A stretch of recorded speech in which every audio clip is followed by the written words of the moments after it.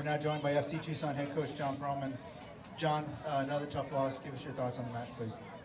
Yeah, I thought we were really bright in the first 20 minutes. The goal was deserved. I thought we had players running behind. We were threatening, creating the chances that you weren't seeing in the game before.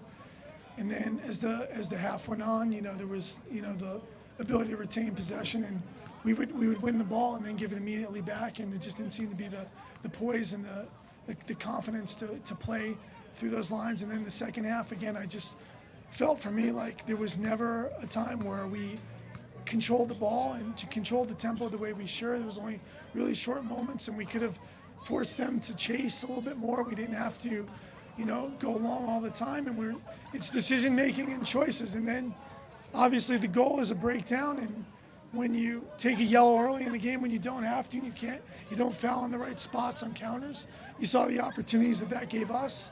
And then on the last goal, what are you going to say? It's a terrible decision. You can say tired legs, but there's no reason to go to ground there. We've got to stand up and defend and keep our block and get the point. But again, injecting, when you're trying to win at home, injecting another defensive player in the 90th minute feels negative. And those guys have to see out that match. They put us in that position. They have to have the strength and the wherewithal and the leadership on the field. And losing Kalen at half, you could feel the leadership missing. Those guys are all capable. We've got senior players there, and they need to step up for in those moments. From a decision-making standpoint, from when to speed the game along, from when to slow it down. And even then, Charlie Matchell hits the crossbar. It's 2-0. Yuki Shibata gets on the back of that. It's 2-1. We feel differently, and we're telling a different story. But when you're not winning and things aren't going well, these are the kind of things that happen. So Burke's right. We've got a layoff. We've got to go to Charlotte.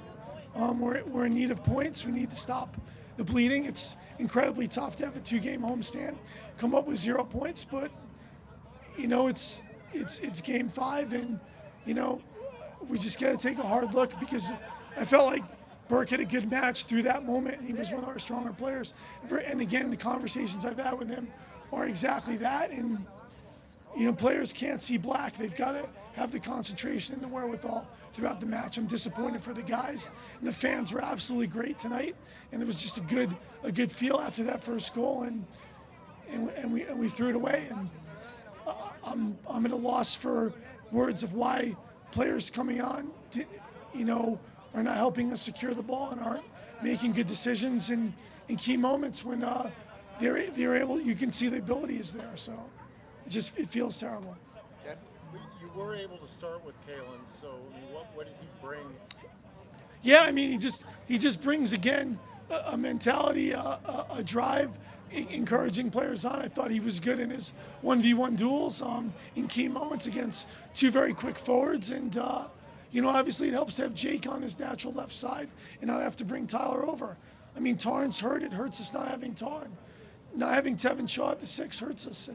It's hard. We have 4 key guys out, and if Louis out and the 5th guy goes out, and everybody wants changes, and those guys who are making the changes aren't the guys for that match. We needed other guys, and they did the best they could. And you're hurting. Who's doing well without 5 starters? Nobody is. It's a battle. But again, we had a 1-0 lead here at home. We didn't have to chase the game. We just needed to be smart. We had some counterattacking chances to finish the game off. We didn't. And I sit here in front of you feeling badly. And the group's going to feel badly, but there's just no time for that. Yeah, especially with the last couple of games we had, how important was it to get off to a fast start, and what adjustments were there throughout the week that were made to get off to that start? It was great. The key was, with Yuki and Tyler talking about running behind, and specifically Yuki Shibata was excellent on the night overall in terms of threatening. He definitely threatened. He defended. He played well. It's a lot of gas to ask for him. And, Derek Orff in these moments where he's trying for the perfect shot, just needs to hit it late in the first half.